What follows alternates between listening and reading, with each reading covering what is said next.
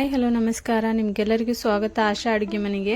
ಒಂದು ವೇಳೆ ನೀವು ಒಂದೇ ಥರದ ಪಲ್ಯನ ತಿಂದು ಬೋರ್ ಆಗಿದ್ರೆ ಈ ರೀತಿಯಾಗಿ ಈರುಳ್ಳಿ ಮತ್ತು ಮೆಣಸಿನ್ಕಾಯಿನ ಉಪ್ಪಿನಕಾಯಿನ ಮಾಡ್ಕೊಂಡು ತಿನ್ಬೋದು. ಈ ಇನ್ಸ್ಟಂಟ್ ಉಪ್ಪಿನಕಾಯಿ ಮಾಡೋದು ತುಂಬ ಈಸಿ. ಹಾಗಾದರೆ ಇದನ್ನು ಮಾಡೋದು ಯಾವ ರೀತಿ ಅನ್ನೋದನ್ನು ನೋಡೋಣ ಬನ್ನಿ.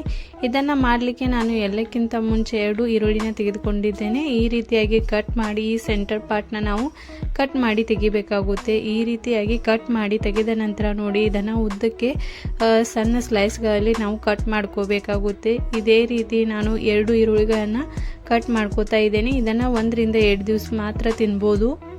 ಈ ರೀತಿಯಾಗಿ 2 ಈರುಳ್ಳಿಗಳನ್ನು ನಾನು ಉದ್ದಕ್ಕೆ ಕಟ್ ಮಾಡ್ಕೋತಾ ಇದ್ದೇನೆ. ಈ ರೀತಿಯಾಗಿ ಕಟ್ ಮಾಡಿದ ನಂತರ ನೋಡಿ ಇದನ್ನು ನೀವು ಹೆಚ್ಚಿಗೆ ದಿನ ಇಟ್ಕೊಂಡು ತಿನ್ನಬೇಕಂತ ಇದ್ದರೆ ಇದಕ್ಕೆ ನೀವು ಲಿಂಬಿನ ರಸನ ಹಾಕಿ ಕೂಡ 4 ರಿಂದ 5 ದಿನ ಕೂಡ ತಿನ್ಬೋದು. ಇದನ್ನು ಇನ್ಸ್ಟೆಂಟಾಗಿ ತಿನ್ನೋದ್ರಿಂದ ಮಾಡಿ ತಿನ್ನೋದ್ರಿಂದನೇ ತುಂಬಾ ಟೇಸ್ಟಿಯಾಗಿ ರೆಡಿ ಆಗುತ್ತೆ. ಅದರ ನಂತರ ನೋಡಿ ಇಲ್ಲಿ ನಾನು 7 ರಿಂದ 8 ಹಸಿಮೆಣಸಿನ್ಕಾಯಿನ ತೆಗೆದುಕೊಳ್ತಾ ಇದ್ದೇನೆ. ಈ ರೀತಿಯಾಗಿ ನಾವು 1ರಲ್ಲಿ 2 ಈ ರೀತಿ ಡಿವೈಡ್ ಮಾಡಿ ಕಟ್ ಮಾಡ್ಕೋಬೇಕು. ಈ ರೀತಿಯಾಗಿ ಕಟ್ ಮಾಡಿದ ನಂತರ ನೋಡಿ ನಾನು 7 ರಿಂದ 8 ಮೆಣಸಿನ್ಕಾಯಿನ ಎಲ್ಲವನ್ನು ಈ ರೀತಿಯಾಗಿ ಕಟ್ ಮಾಡ್ಕೋತಾ ಇದ್ದೇನೆ. ಕಟ್ ಮಾಡಿದ ನಂತರ ನೋಡಿ ಇವಾಗ ನಾವು ಒಂದು ತಟ್ಟೆಗೆ ಈರುಳ್ಳಿ ಮತ್ತು ಮೆಣಸಿನ್ಕಾಯಿನ ಮಿಕ್ಸ್ ಮಾಡ್ಕೊಂಡು ಈ ಈರುಳ್ಳಿ ಸ್ಲೈಸ್ನ ಡಿವೈಡ್ ಮಾಡ್ಕೋಬೇಕು. ಅದರ ನಂತರ ನೋಡಿ ನಾನು ಇಲ್ಲಿ ಒಂದು ಮಸಾಲೆನ ರೆಡಿ ಮಾಡ್ತಾ ಇದ್ದೇನೆ. ಈ ಮಸಾಲೆಗೆ 1 ಟೇಬಲ್ ಸ್ಪೂನ್ ಸಾಸಿವೆನ ಹಾಕ್ತಾ ಇದ್ದೇನೆ. 1 ಟೇಬಲ್ ಸ್ಪೂನ್ ಜೀರಿಗೆನ ಹಾಕಬೇಕು.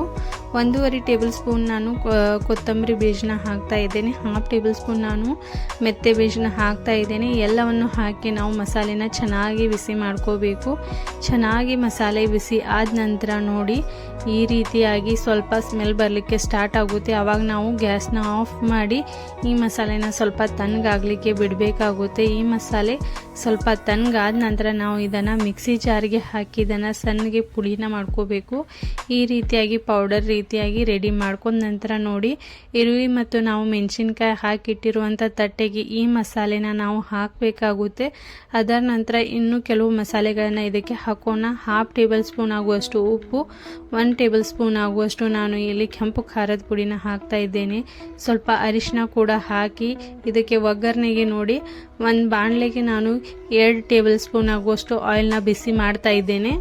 ಇವಾಗ ನೋಡಿ ಈ ಆಯಿಲ್ನ ಚೆನ್ನಾಗಿ ಬಿಸಿ ಮಾಡ್ಕೋಬೇಕು. ಬಿಸಿ ಆದ ನಂತರ ನಾವು ಗ್ಯಾಸ್ನ ಆಫ್ ಮಾಡಿ ಈ ಆಯಿಲ್ನ ಸ್ವಲ್ಪ ತಣ್ಣಗೆ ಆಗಲಿಕ್ಕೆ ಬಿಡಬೇಕು. ತಣ್ಣಗಾದ ನಂತರ ನೋಡಿ ಇದಕ್ಕೆ ನಾವು ಈ ಆಯಿಲ್ನ ಹಾಕಬೇಕು. ಇನ್ನೂ ಸ್ವಲ್ಪ ಹೆಚ್ಚಿಗೆ ಕೂಡ ಆಯಿಲ್ನ ಹಾಕ್ಬೋದು. ಇಲ್ಲಿ ನೋಡಿ ನೀವು ಇನ್ಸ್ಟಂಟಾಗಿ ಮಾಡಿ ತಿನ್ನೋದ್ರಿಂದ ಇದು ಇಷ್ಟೇ ಸಾಕಾಗುತ್ತೆ, 2 ಟೇಬಲ್ ಸ್ಪೂನ್ ಆಗುವಷ್ಟು. ಅದರ ನಂತರ ನೋಡಿ ಈ ಎಲ್ಲ ಮಸಾಲೆಗಳನ್ನು ಕೈನಿಂದ ಈ ರೀತಿಯಾಗಿ ಮಿಕ್ಸ್ ಮಾಡ್ಕೋತಾ ಹೋಗಬೇಕು. ಈ ರೀತಿಯಾಗಿ ಈರುಳ್ಳಿ ಕೂಡ ಬಿಡಿ ಬಿಡಿಯಾಗಿ ರೆಡಿ ಆಗಬೇಕು. ಅಂದರೆ ಈ ನೋಡಿ ಪರ್ಫೆಕ್ಟಾಗಿ ಮಸಾಲೆ ಕೂಡ ಎಲ್ಲ ಮಿಕ್ಸ್ ಆಗಿದೆ. ಈ ರೀತಿಯಾಗಿ ನಾವು ಮಿಕ್ಸ್ ಮಾಡಿ ತಿನ್ನೋದ್ರಿಂದ ಇದನ್ನು ಚಪಾತಿ ಜೊತೆ ತಿನ್ಬೋದು ಅಥವಾ ರೊಟ್ಟಿ ಜೊತೆನೂ ಕೂಡ ತಿನ್ಬೋದು. ತುಂಬ ಟೇಸ್ಟಿಯಾಗಿ ರೆಡಿ ಆಗುತ್ತೆ. ಹಾಗಾದರೆ ವಿಡಿಯೋ ಇಷ್ಟವಾದರೆ ಲೈಕ್ ಮಾಡಿ, ಶೇರ್ ಮಾಡಿ, ಸಬ್ಸ್ಕ್ರೈಬ್ ಮಾಡೋದನ್ನು ಮರಿಬೇಡಿ. Thank you.